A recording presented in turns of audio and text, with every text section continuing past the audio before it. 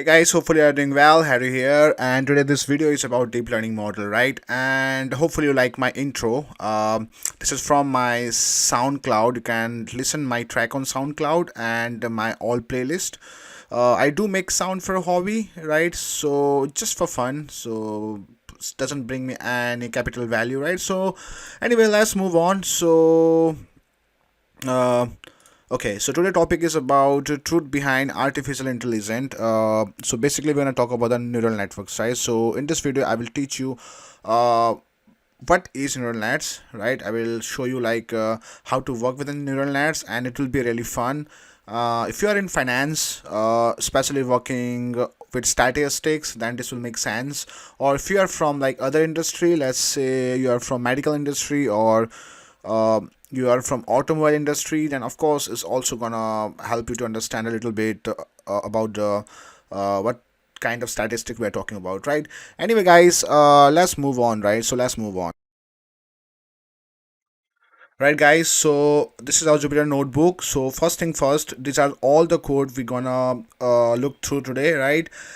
And I have made a PDF to make you understand like what we are actually doing this block coding, and same time we are using a live data. So that's mean this project is a live based project. If you are working in finance or you're working in any kind of field, you want to know about how to use a deep learning model, this is the perfect video for you.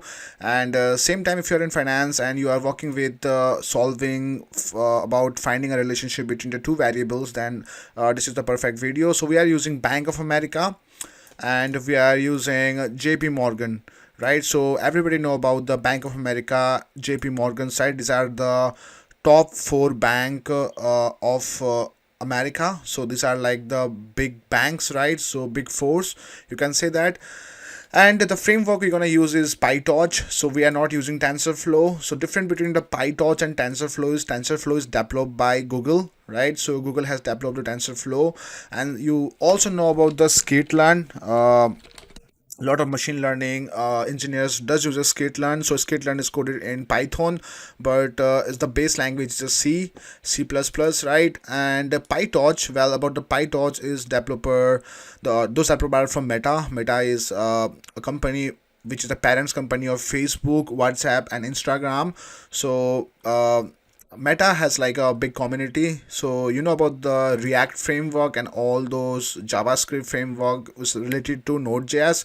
So then of course we should thank Meta. So Meta is like the parents company, and they develop everything for free. It's not actually free. They just give us for free for open source research, but it does cost them a lot of money, right?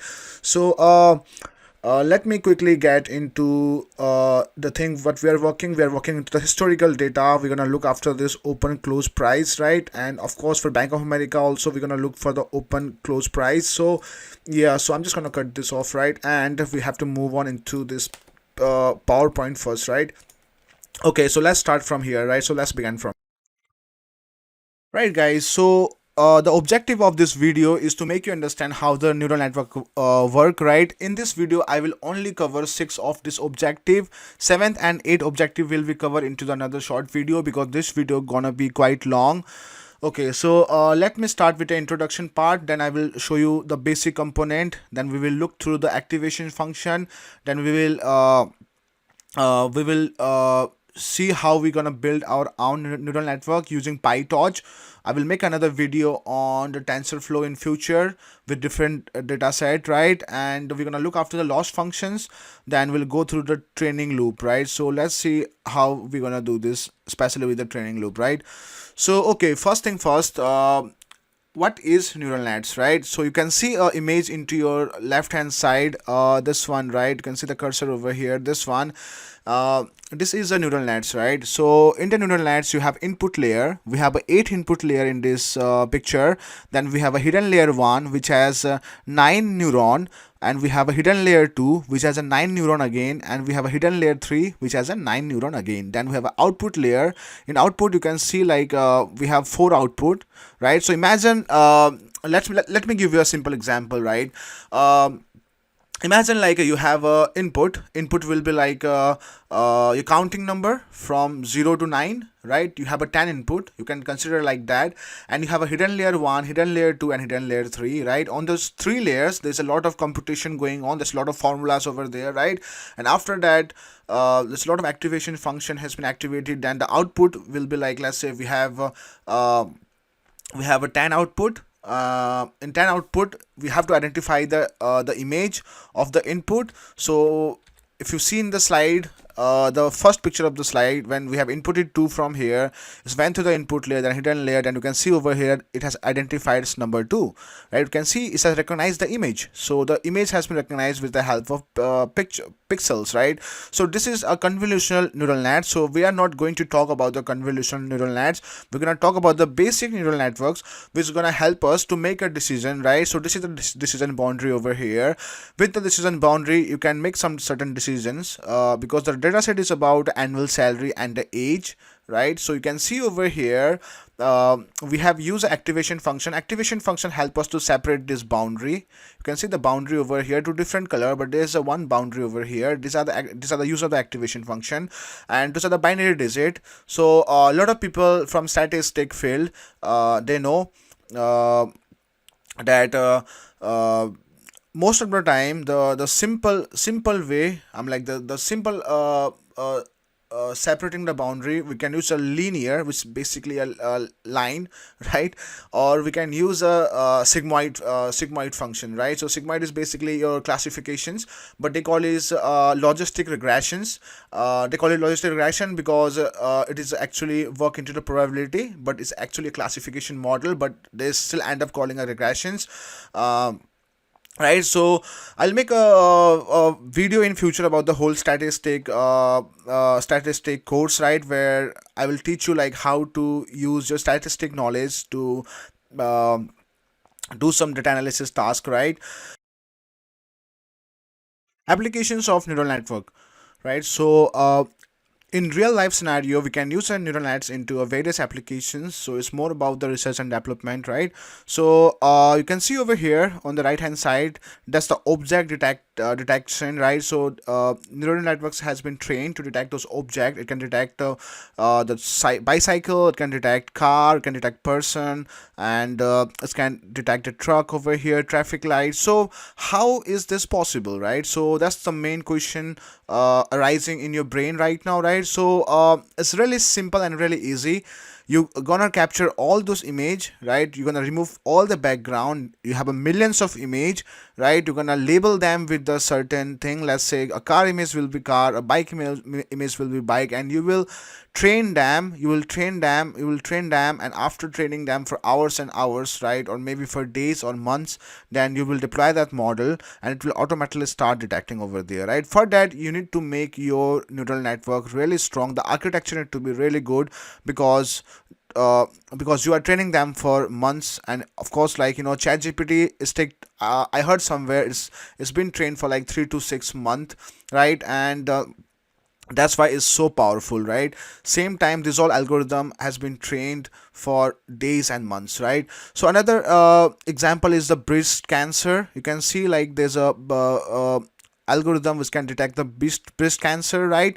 This also possible through the same architecture, which is convolutional neural network, right? So image recognition use convolutional neural network, right? CNN, uh, which is used for face recognition, object detections, and medical imaging, right? So you can see all those images, right? And natural language processing.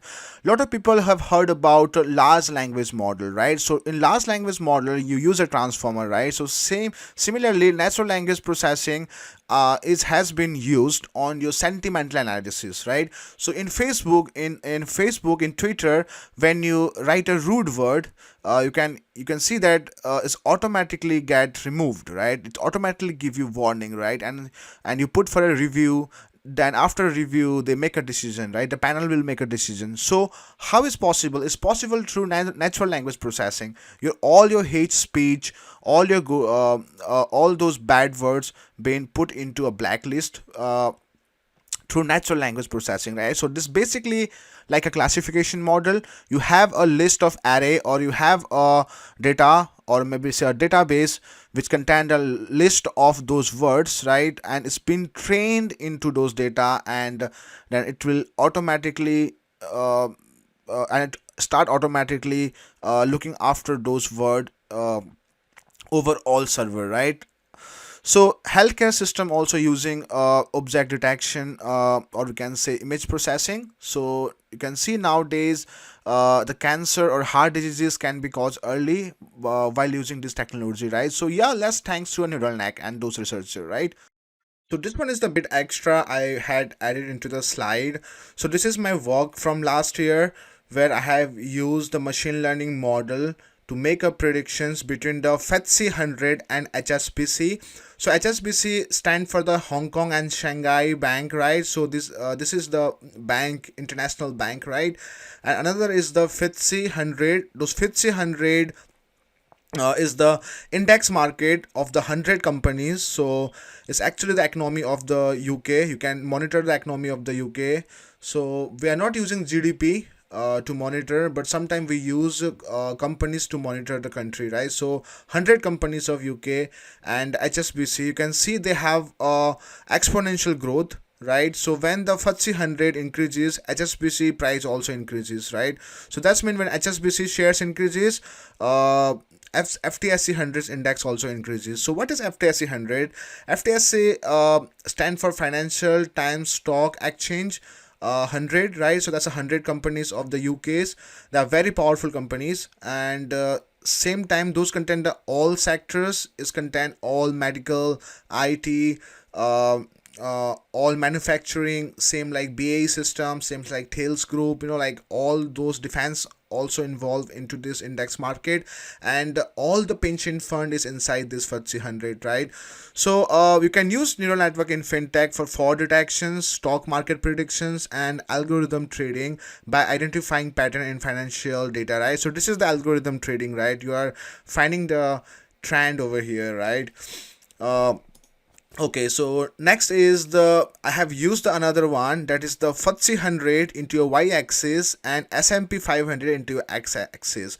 So I'm trying to check over here what is the trend between the 500 American companies, right? So that's the Fortune 500 companies and 100 UK companies. Is there any relationship between them? So you can see there is a non-linear relationship, but there's still a growth over here, right? So if you put into the other way around, it will show like exponentially, right? I know like a lot of you from statistic field, they can actually understand me what I'm trying to say over here. If we invert our axis, it will show the exponential like this, right? But right now FTSE in y-axis, so it is staggering over here, like it's like a J curve over here, right? Straight to J, and there is a non-linear trend over here, right?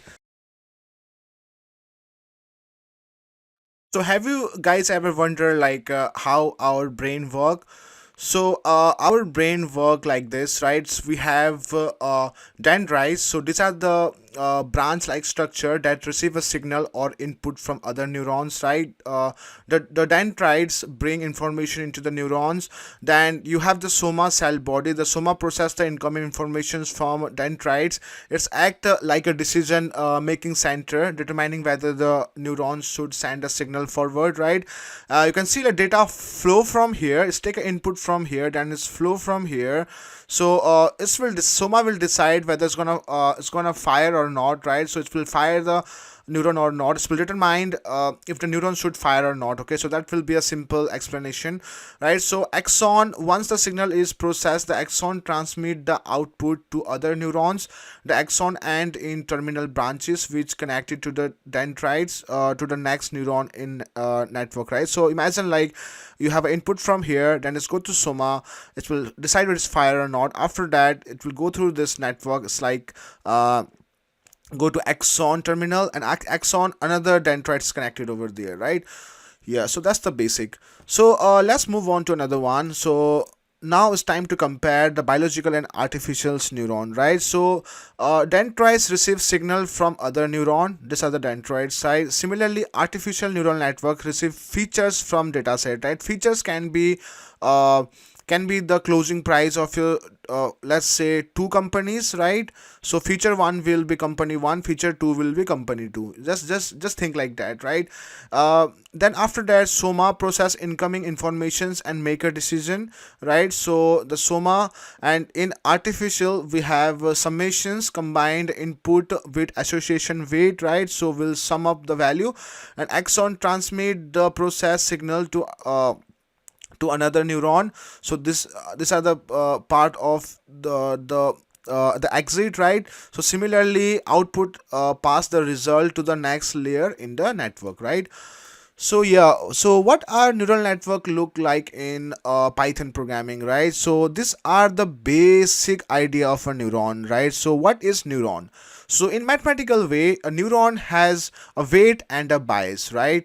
So the weight and the bias,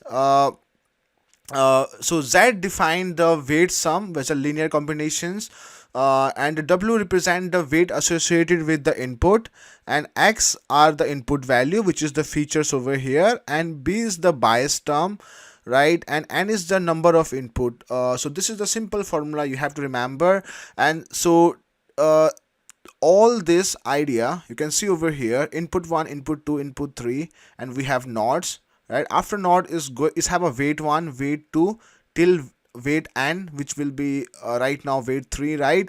Then it will feed into the neuron, right? Then there's the activation functions, right? So that's the activation function after over there, and make a decision, then this will give you output, right? So it's really simple, right? So let's move on. So another is like you can see the layer over here: layer 1, layer 2, layer 3, layer 4, right? So those are the layers has an activation function, right? So that's how it's look like, right? So activation function in neural network is very important. Because of the activation function, we able to give a non-linear features into our neural nets. uh, let's say we have a different kind of activation function for different kind of data set, right? So neural network will learn is automatically adjust the weight and bias, right? And it will give you a better decision, right? So yeah, activation function is very critical in neural network because they introduce non-linearity into the model, right? Without them, a neural network would behave like a linear regression model, where no matter how many layer it has, activation function enable the network to learn and model complex pattern, right? Allow it to perform tasks such as image recognition, natural language processing, let's say stock predictions, right? Customer fraud detections, or credit fraud detections, and more, right? Let's move on.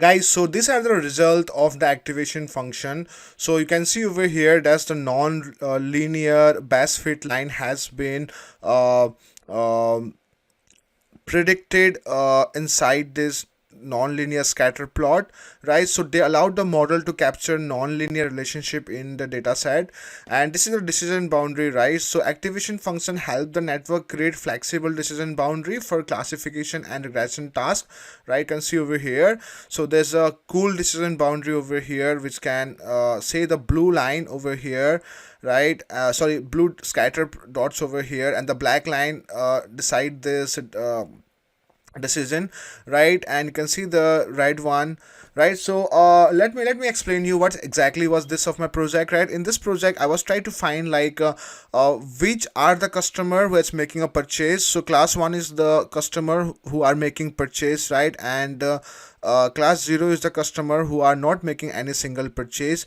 So then we are looking after their annual salary and age. Now we can see over there who have a higher age and the higher salary, they are making a purchase, and the customer with the lower salary and lower age, they are not making any purchase, right? So differentiability, they allowed to back propagate by making the output differentiable, which is essential for training the neural network through gradient descent, right? So gradient descent is a really cool topic, guys, and it is quite a hardcore, but if you really understand the gradient descent, then you will excel into this machine learning and deep learning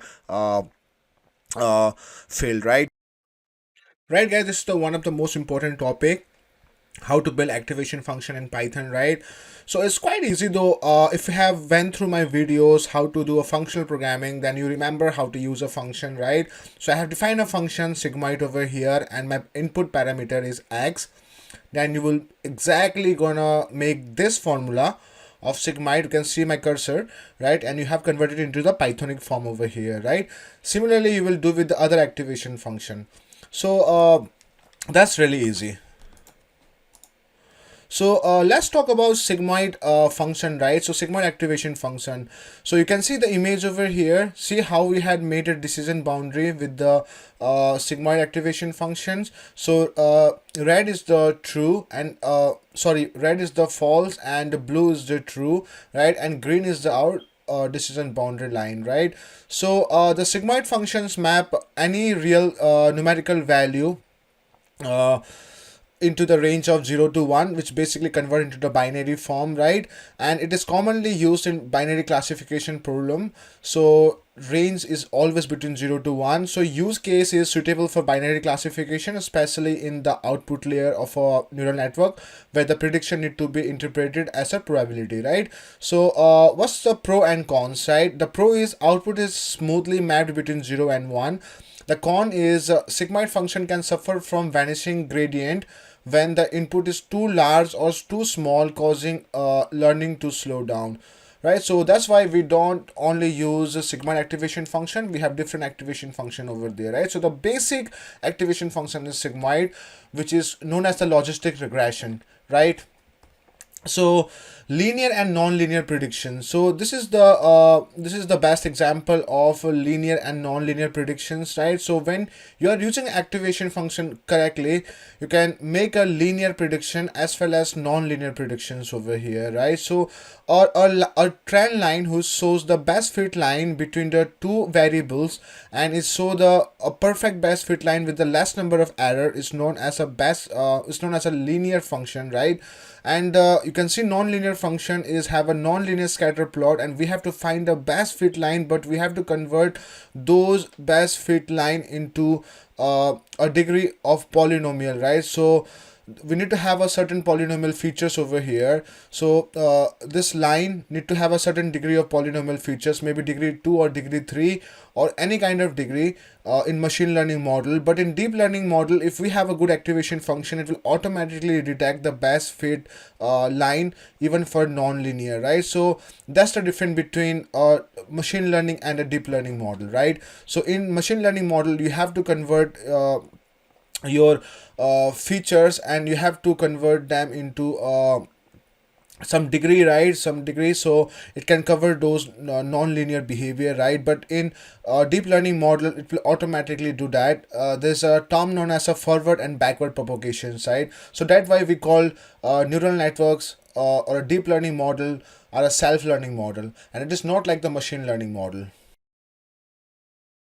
Right, so our neural network will consist of various layers. So first will be the input layer, where our features will be passed, right? So we will input our data set from this area where our features will be input. Then we have hidden layer. We have hidden layer 1, hidden layer 2, and hidden layer 3. Those are hidden layer. Then we have output layer from where we'll make our decision, right? So the most important thing over here is input layer. This is the first layer of the neural networks, right, where the raw data set features are fed into the network, right? Each nodes, which is the neurons, right, these are the neurons in the layer, represent of features of the input data, right? So this is are the a simple architecture, right? So then we will look into the hidden layer. So the important thing inside the hidden layer is you need to understand there's an activation function over here, right? So these are the intermediate layer between the input and the output layer. A neural network can have multiple hidden layer, right? So we have 3 hidden layer, it can be 100 of them, right? And each neuron in this layer process input from the previous layer and pass result to the next layer. This layer along with non-linear activation function allow the network to learn complex pattern, right? So I have showed you in previous slides, right, that we are using activation function to segregate those customer data, right, who are purchasing, which are not purchasing, right? So those are the same the usage of the activation function over here, right? So just to understand, they are learning from those neurons are learning from those data, right? So output layer, the final layer in the network where the result or prediction is output. So this area, right? So the number of neuron in this layer correspond to the number of output need to be tasked. So one neuron for binary classification, multiple neuron for multiple classification, right? So I will show you on my project how I have used the multiple classification side, and you will have a good idea and good understanding of this. So let's talk about the loss function, right? So a loss function or a cost function is a mathematical function which used to identify how well a machine learning model predict match the actual data, right? So let me give you a simple example, right? Let's say you are making a predictions on using linear regressions model, right? So in linear regression model, you will find a best fit line. So how do you will know that the line you have created is the best fit line? So then you're gonna look for the mean square error, right? So you will look for the mean square error. So this is the how you measure the uh, so this is how you're gonna measure like it is gonna be a best fit line or not, right? So the loss function is actually used, right? We use to validate our model that our model is well performed, right? So it actually like providing feedback to the model during training, right? By minimizing the loss, the model learn to improve its prediction, right? So it serve as a metric to validate the model performance, right? So lower value indicate better model performance, right? So having mean square error as low as possible will give you a good model, right? So you can see over here a Python function over here I have created in a Pythonic way. I have true and the predicted value as an input, then we are checking how is the difference between them, right? So square difference between them, right? Same with the binary cross entropy, you can see y true and y prediction, right? So if you are confusing with the formula, you can see the formula over here. So mean square error, that's the mean square error, right? And binary cross entropy, that's the binary cross entropy, right? So so what's mean square error does, right? So mean square is actually measure the average of the square of the error between predicted and the actual value. And what does the binary cross entropy do? So it's used for binary classifications, measure the performance of a model.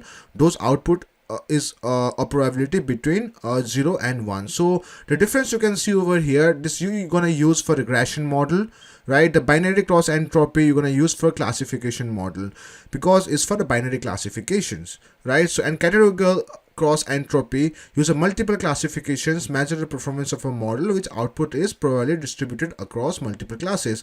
So this is more about multiple classifications which can be like digit recognitions. So there are some projects which are digit recognitions, right? You're gonna recognize the digit of the image with the neural nets using convolutional neural nets. From 0 to 9 you're gonna feed the image as an input and the output will be a numerical value. So that is the categorical cross entropy, right? So guys, let's move on.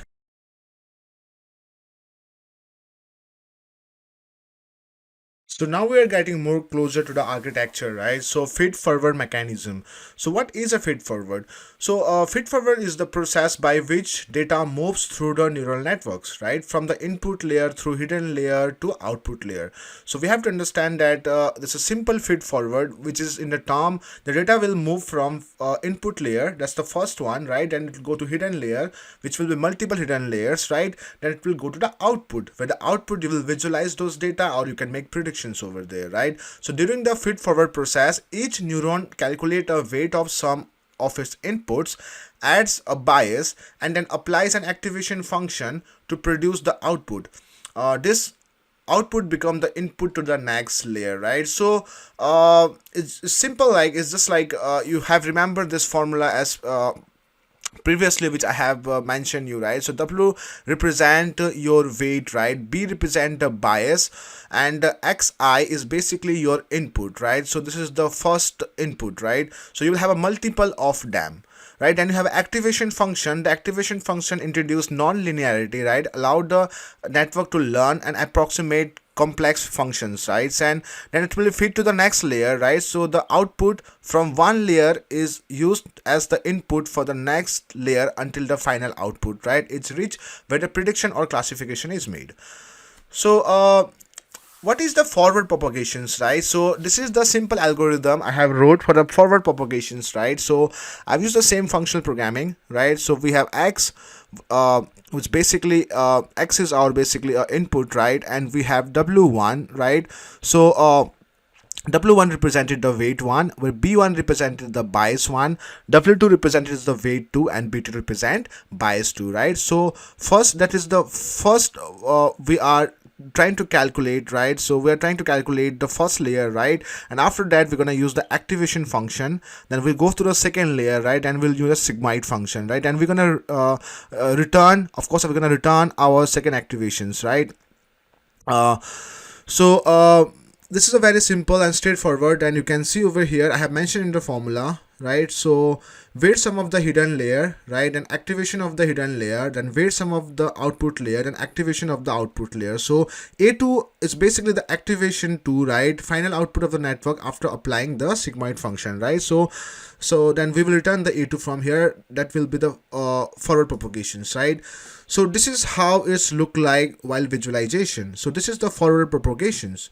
You can see the number 7, how it has been input from input layer, then it went to the hidden layer, right? This pixel went to the hidden layer, then it recognized, oh, it's a number 7, right? So this illustrates how the data has been flowing inside our neural networks, right? This is also the same input, hidden layer, and output. And input enter the input layer, input has weight assigned to it, so we have weight over here, and output are predictions, where y is our predictions, right? So we will check the difference between them, right? We'll check the how much is the error, like how much is the difference between predicted output and the actual output, right?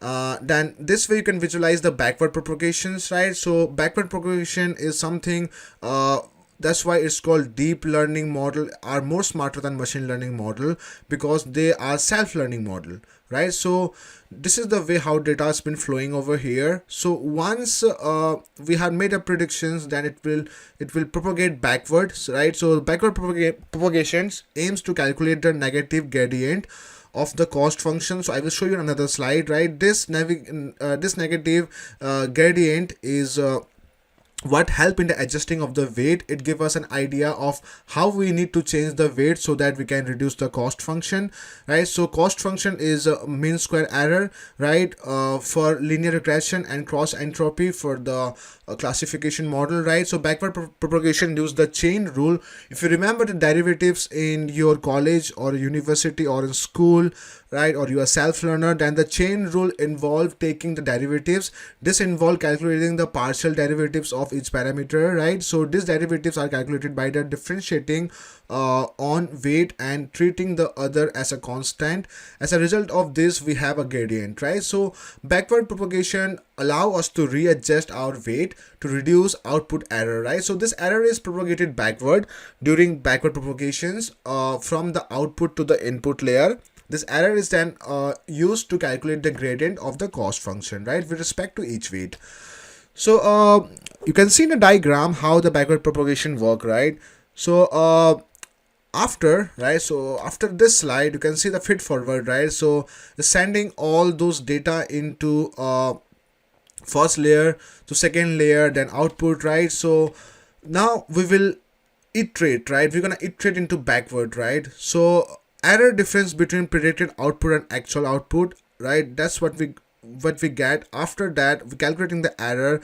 Error is sent back each neuron in the backward directions. So gradient of the error is calculated with respect to each weight. So now it will start calculating, and yeah, it's self-learning over here, right? So what are the step, right? So forward pass, compute the output of a network using forward propagations. Compute loss, so we're going to calculate each loss over there, calculate the loss using the predicted output and true labels. And backward pass, right? So compute the gradient of the loss with respect to output using derivative of the loss function. So now we're going to apply the chain rule to propagate the gradient backward to other networks. So now we're going to use the chain rule in mathematically over here, right? So layer by layer calculating the gradient of the loss with respect to the weight and bias. So we're going to adjust the weight and bias, right? So we're going to update the weight, use the compute gradient to update the weight and bias in the direction that reduce the loss, right? So that's the error term over here. You can see error term of the hidden layer. So these are the formula for that. Error terms of the output layer, that's like you are actually minusing the actual with the predictions, right? And you are iterating backward.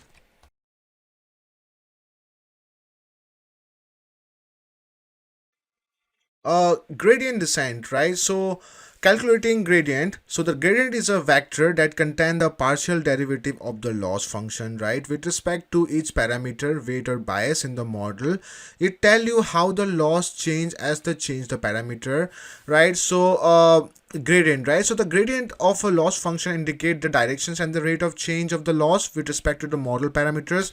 It tells us how to adjust the parameter to reduce the loss, right? So you can see the formula over here. W stand for the weight, right? So eta stand for the learning rate, and that's the change in loss with respect to change in gradient, right? So during the training, the model used the gradient to update its weight using the optimization algorithm like stochastic gradient descent, right? So this update will generally look like this. And well, you can see in this chart over here, that is the global minima, right? These are our local minima, right? And we're gonna start from here and we're gonna iterate toward downward. So that means we are looking for the negative gradient, right?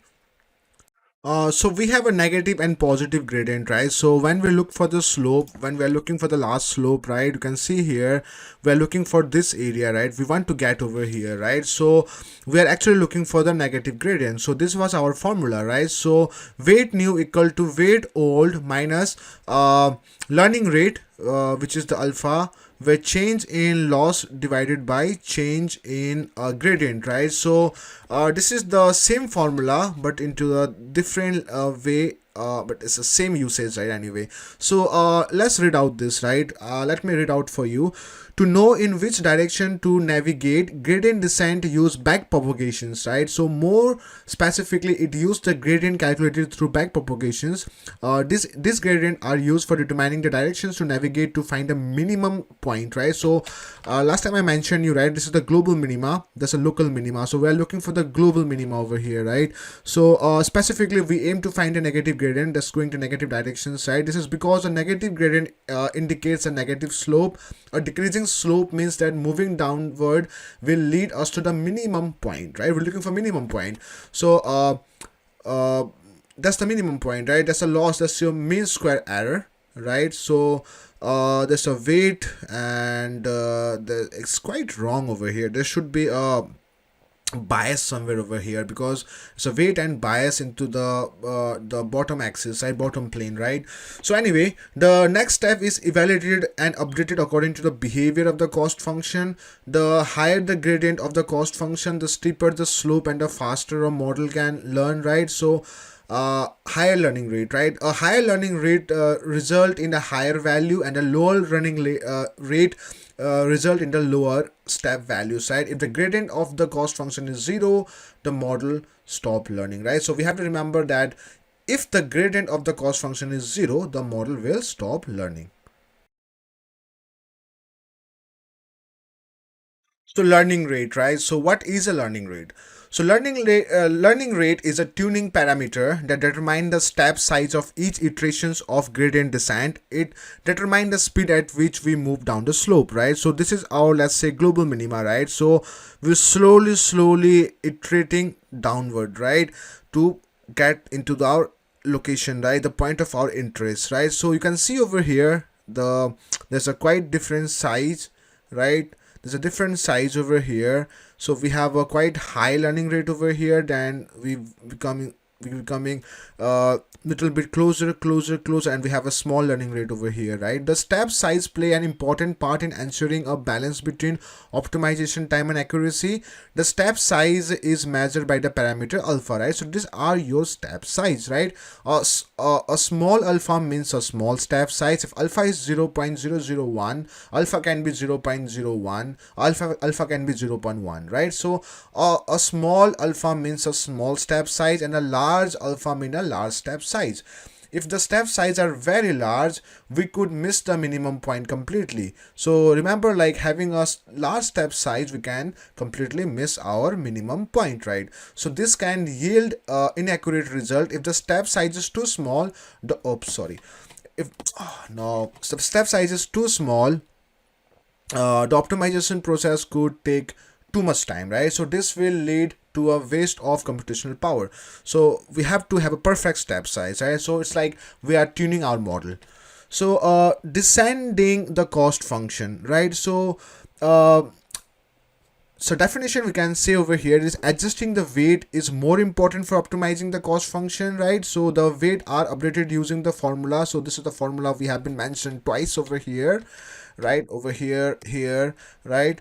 So yeah, this formula, right? The process of adjusting the weight, I'm like the weight involve multiple iterations, right? We have multiple iterations over here. So we have a training loop. So you heard about the training loop, right? So this is your training loop right now.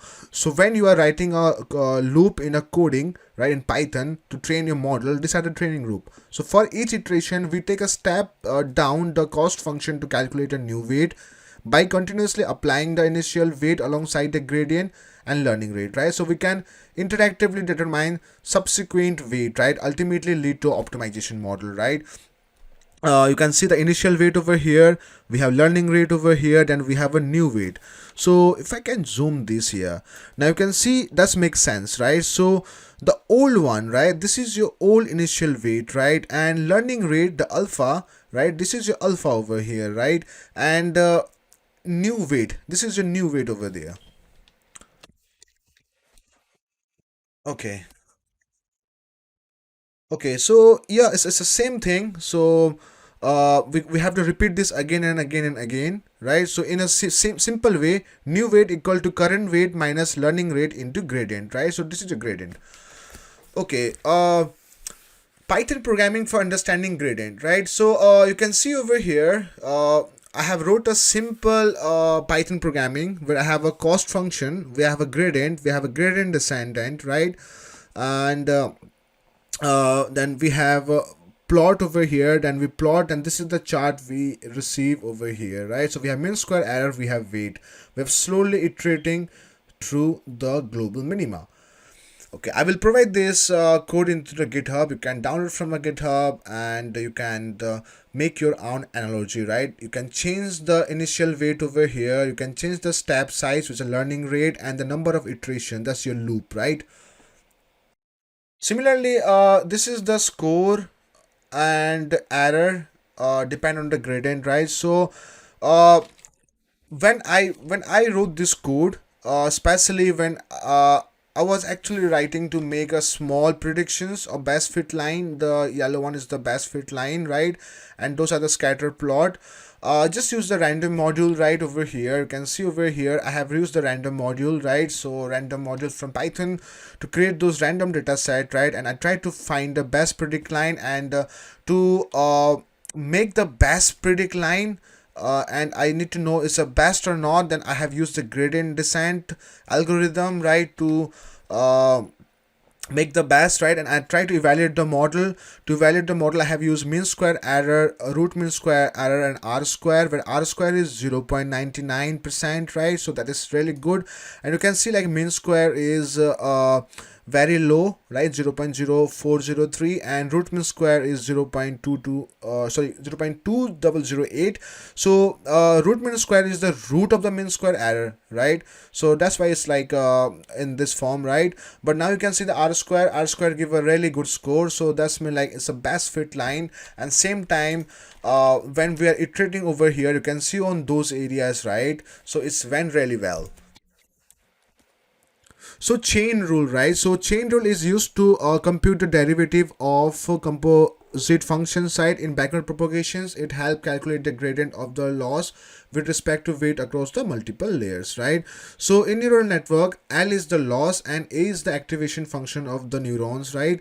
The chain rules allow us to express the gradient, right? So this is the way we have expressed our gradient, right? So the process is repeated layer by layer, working backward from the output layer to the input layer, so allowing the network to learn by minimizing the loss function, right? So hopefully you remember, like, we're actually moving the backward side now, right? So let me get back to the previous slide. So hopefully you remember this image, right? So we're talking about the same image on this one, but we are using derivatives over here, right?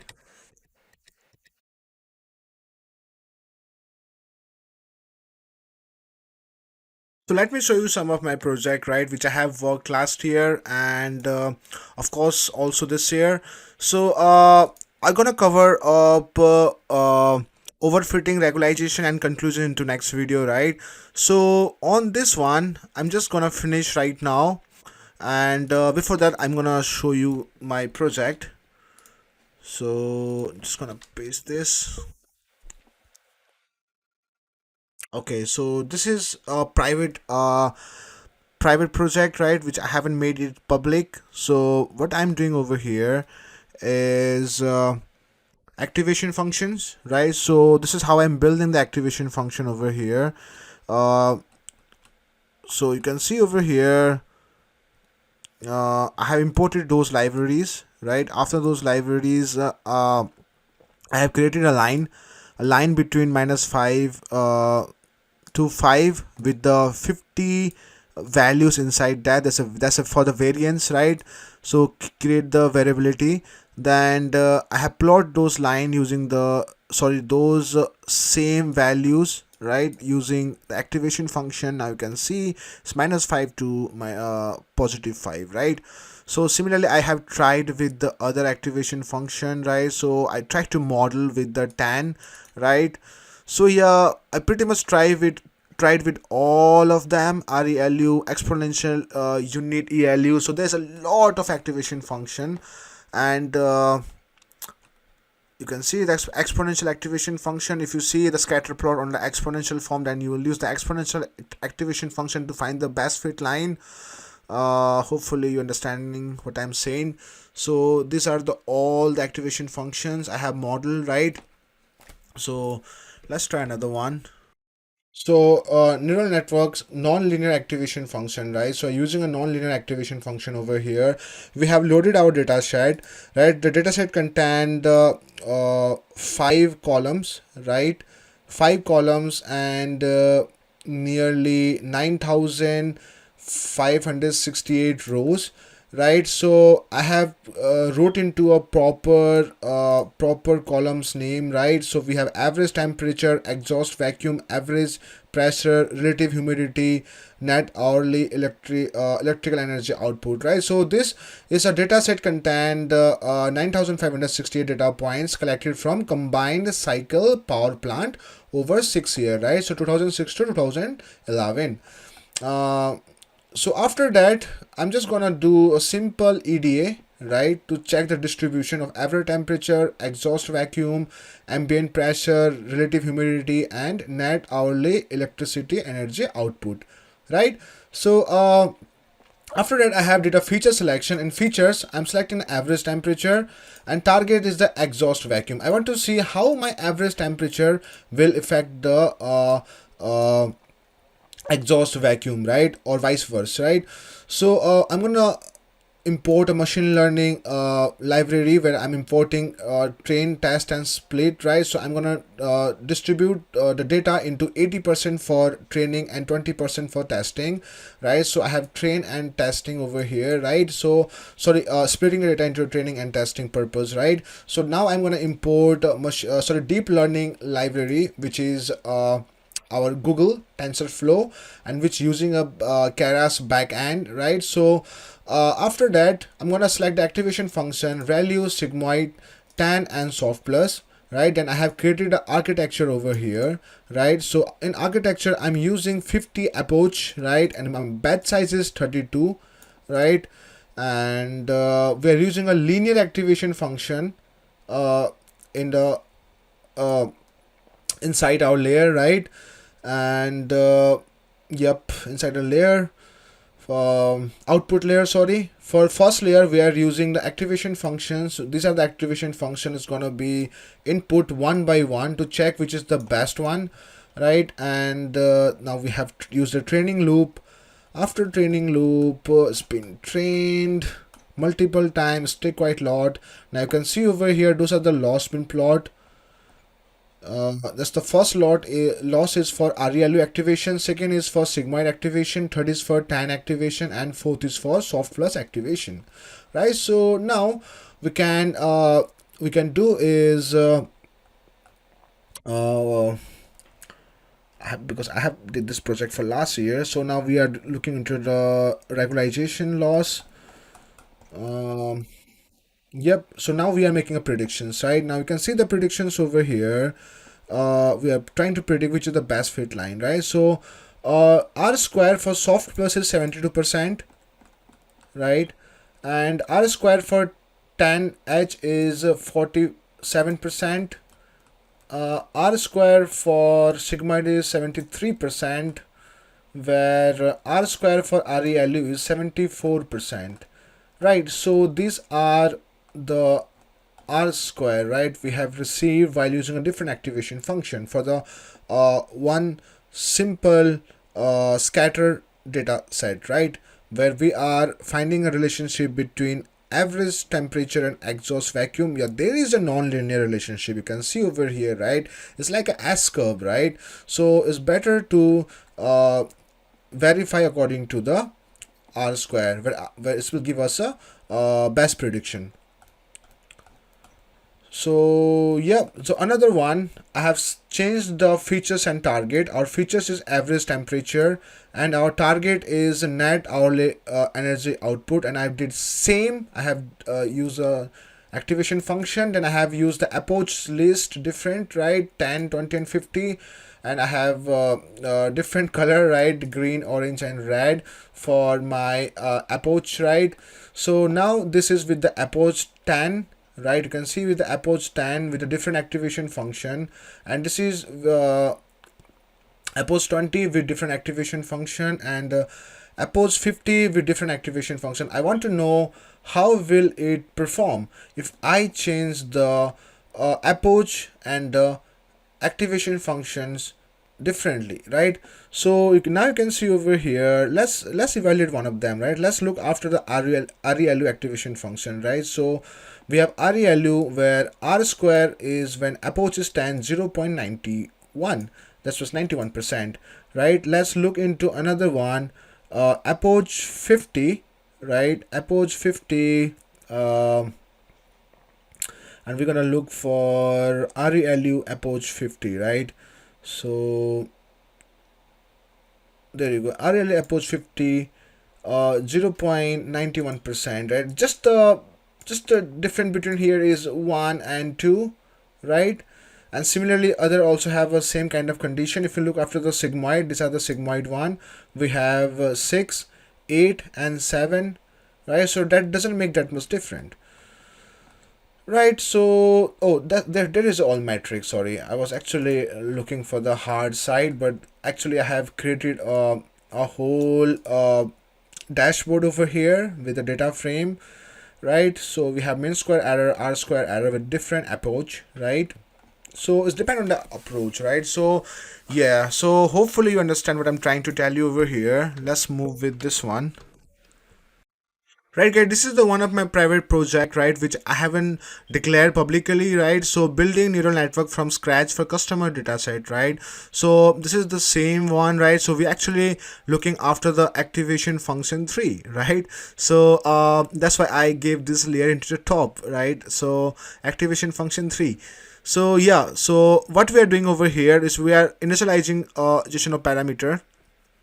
So we're looking after the weight initialization. We are using weight initialization for layer 1, initializing using he initializer, right? And we have a bias initializer as 0. Then on second layer we use he initialization again, then the bias vector will be initialized as 0.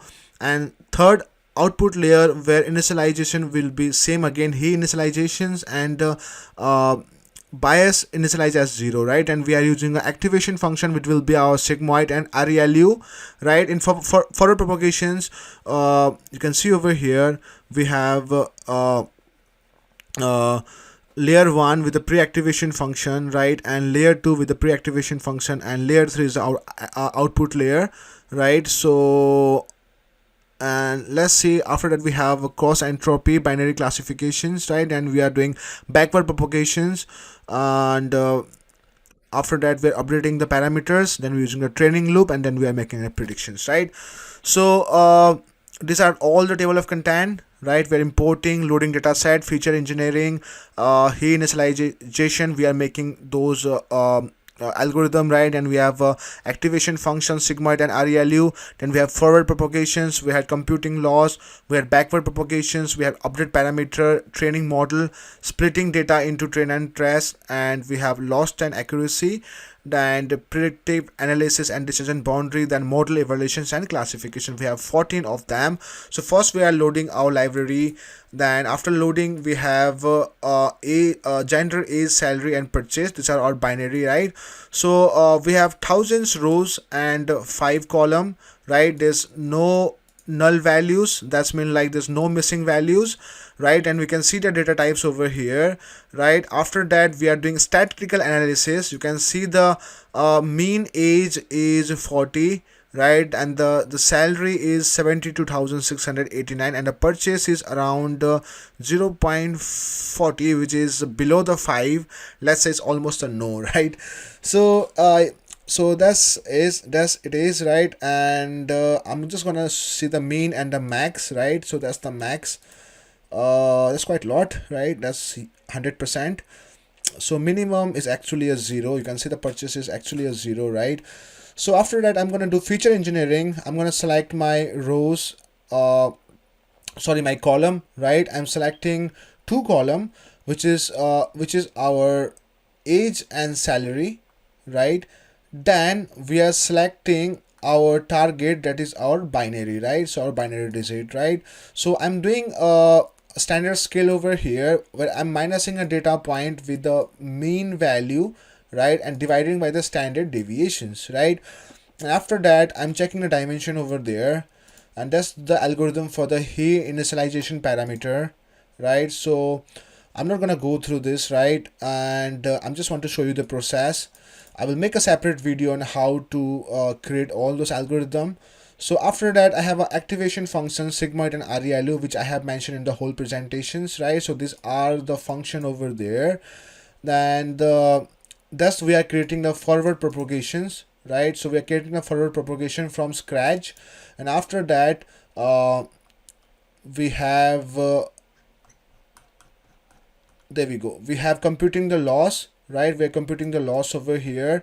That's the formula which I have mentioned you on the previous slide, especially on the presentation, right? And after computing loss we got the value. Then we're gonna use a backward propagations, right? That's the algorithm for the backward propagations, right? After backward propagations we're gonna go to the update parameters, where we're gonna update our weight and the bias, right?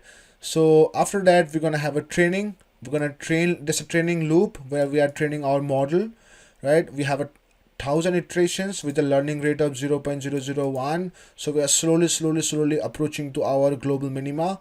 And after that we are splitting our data for X train and X test and Y train and Y test. So 20% for testing and 80% for training. So 80 of the rows is our training, where 200 is for testing. So that's make a really a good sense that 80% is around 800 rows, and 20% is around 200 rows. Then we're gonna now we're gonna train the model, right? After training the model we're gonna plot the loss, right? So we're gonna plot the loss and accuracy. Now you can see that's the loss curve look like, and that's the accuracy. Loss is actually your mean square error, and we're iterating through each learning rate. With the learning rate we are iterating through each time. So the curve is showing downward, so which mean is good, right? So and the accuracy over iteration accuracy is going up, right? So after that we're gonna make a prediction, right? We're gonna make a prediction. That's the algorithm for the prediction, because we are doing a binary prediction. And that's the computing the accuracy over here, and we are that's the code for the decision boundary. So now we have to make a decision boundary. So this is our decision boundary. So decision boundary, where it's gonna, the red one is our buying customer, blue one is our not buying customer, where this is our decision boundary, which will show a thin line between the buying and not buying customer. So that's the annual salary and between the age. So higher age people with the higher salary always buying your product, and people with the low salary and younger age are not buying your product, right?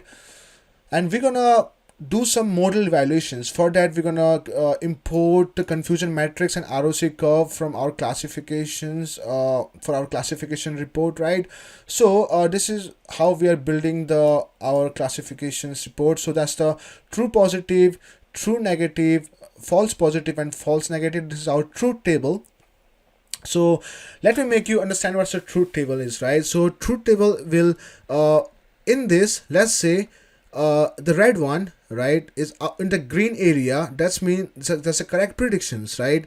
Where the orange one, where the blue scatter plot is there, that's a correct prediction for not buying. But you can see the red one over here, that's the false prediction. Same with the blue one inside the green area, that's the false prediction side. So truth table tell us how many is the positive true predictions and how many is the false true predictions, and same time what kind of mistake they has made over there, right? So we can see over here true positive is 70, where true negative is 112, where false positive is 9 and false negative is 9. You can see there's 9 and 9. So there's like 9 mistake over here, 1 2 3 4 5 6 7 8, and something over here 9, right? Same time red one must be somewhere over here, 1 2 3, let's say 4 5 6 7 8 9. You can see that's the 9 and 9, right? 9 blue, 9 red.